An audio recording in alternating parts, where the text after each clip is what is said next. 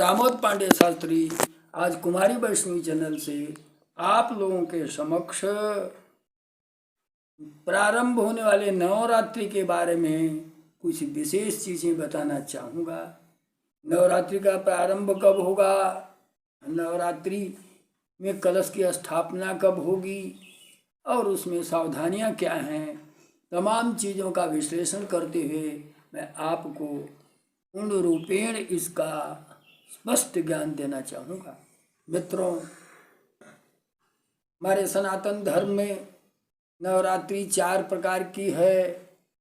2 नवरात्रि गुप्त नवरात्रि कही जाती है और 2 नवरात्रि प्रत्यक्ष नवरात्रि है, जिसमें प्रथम ये वासंतिक नवरात्रि जो है ये बड़े ही महत्व का है।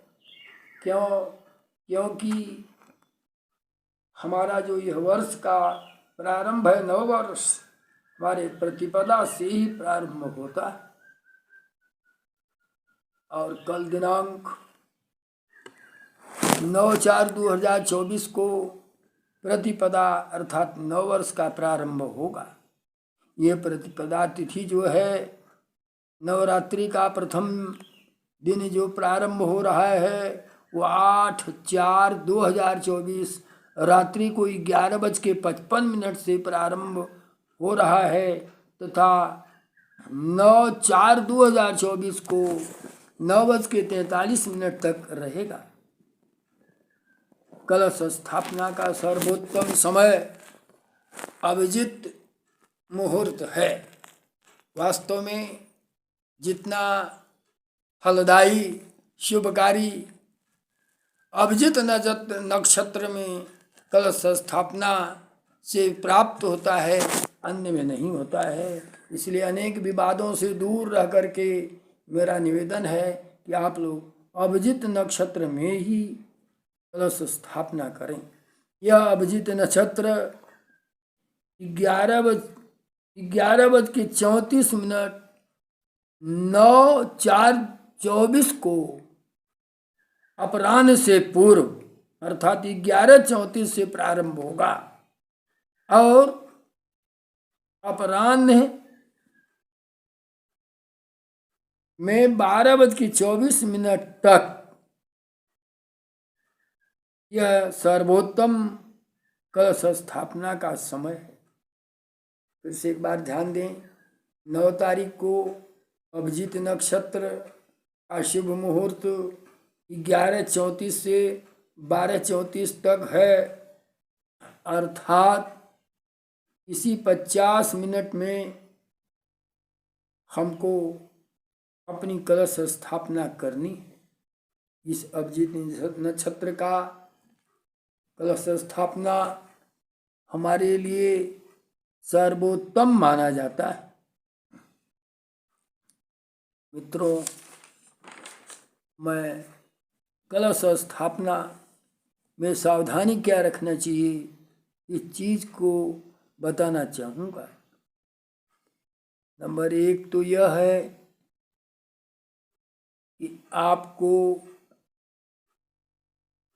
उस पर जो नारियल रखा जाता है उसका खजूरा निकाल करके, और उसमें 3 आँख होती हैं, 3 आँख वाले पोर्शन को ही अब सम्मुख आपको करना चाहिए। कुछ लोग बिना खजूरा हटाए करते हैं, ये पता नहीं लगेगा कि आखिरकार जो माता जी की स्थापना आप नारियल के रूप में कर रहे हो उसका पृष्ठभाग आपके सम्मुख पड़ रहा है कि अग्रभाग। इसलिए अच्छा है कि आपको खजूरा हटा करके 3 आँख वाला जो पोर्शन है उसी को आपको चुनरी में लपेट करके माँ को प्रतिष्ठित करना चाहिए। यह चीज़ तो बहुत आवश्यक है। दूसरी सावधानी आपको दीपक से संबंधित है। वास्तव में लोग ऊर्ध्वगामी दीपक जलाते हैं। ये ऊर्ध्वगामी दीपक से घर के अंदर कोई विशेष लाभ नहीं दिखता है। मेरी समझ में यह बात आती है, माता जी के पास जो दीपक जला रहे हैं वह क्रास बत्ती से जलाएं, पूरब उसका लौ हो अथवा उत्तर हो,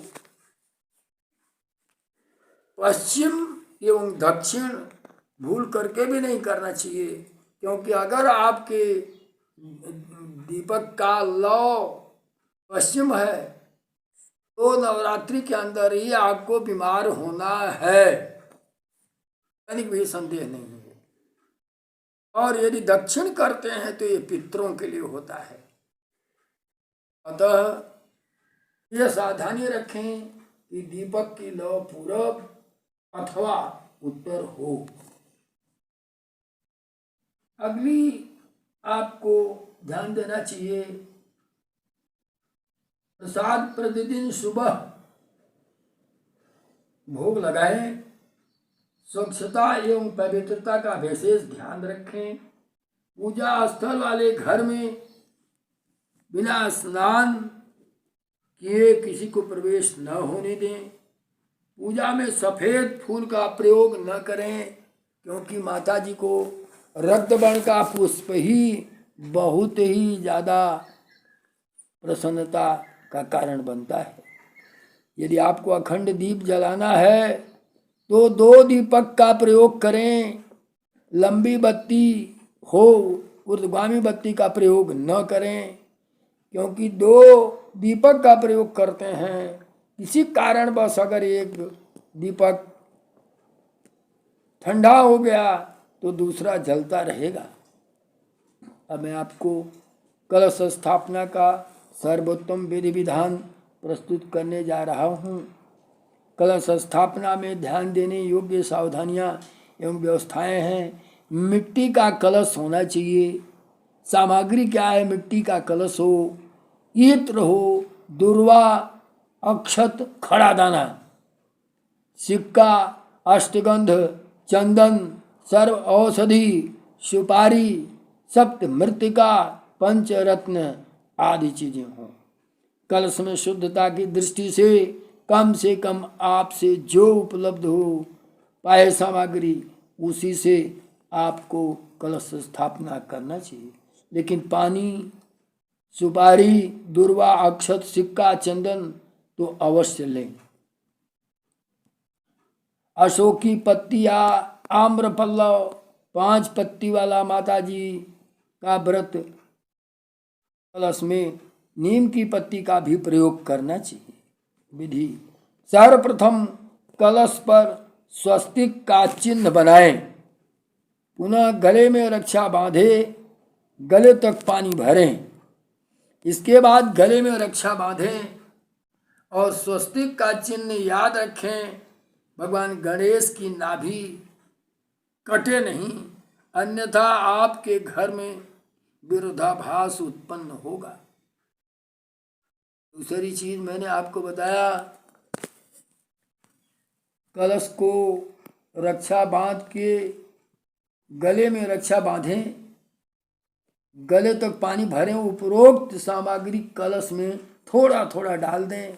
आम का पल्लव, अशोक पत्र के साथ कुशा एवं नीम की पत्ती उसमें डालें। ढकनी में रख करके चावल रखें, नारियल चुनरी में लपेट कर रखें। मित्रों, नारियल अधिकांश लोग जो अज्ञानता पूर्ण करते हैं, अभी हमने आपको उसको बताया कि उसको छिलका हटा करके ही करना चाहिए। और दीपक जलाने की भी विधि हमने जैसे बताया वैसे ही करना चाहिए।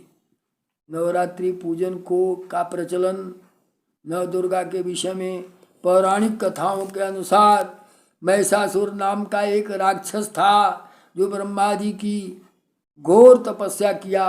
महिषासुर की तपस्या से ब्रह्मा जी अत्यंत प्रसन्न हुए और प्रकट हुए। ब्रह्मा जी ने कहा, मैं तुम्हारी तपस्या से अत्यंत प्रसन्न हूँ, वर मांगो। महिषासुर ने कहा, भगवान यदि आप मुझ पर प्रसन्न हैं तो हमें अमरता का वरदान दें। हम देव, दानव, मानव, पृथ्वी पर रहने वाले कोई भी जीव मुझे न मार सके। ब्रह्मा जी एवं अस्तु कहकर चल दिए। वरदान प्राप्त कर महिषासुर अत्यंत निर्दयी एवं अहंकारी हो गया। इस प्रकार तीनों लोकों में घोर आतंक मचा दिया। महिषासुर के आतंक से परेशान होकर के देवी देवताओं ने ब्रह्मा विष्णु महेश के पास अपनी समस्याएं लेकर गए। वहाँ त्रिदेवों ने अपनी अपनी शक्ति से शक्ति रूप दुर्गा माँ को का जन्म दिया।